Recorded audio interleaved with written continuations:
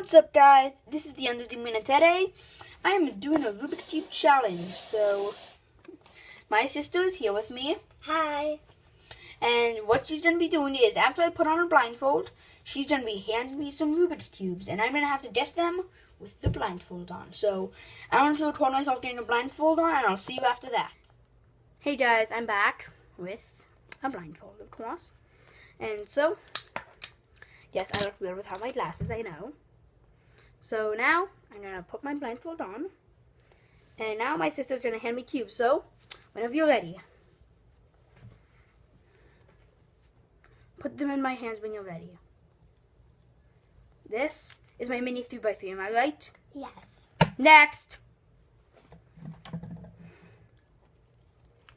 This is my 2x2, my stickless one. Yes. I know my cubes well. Sense that this is a big one. This is my cube. And is it in a soft position right now? Yes. Next! Sorry, that was my drawer was open earlier. That's the massive clay 3x3 that one of my other sisters made me. Yes. This is my Ready Cube. Check out my video about it.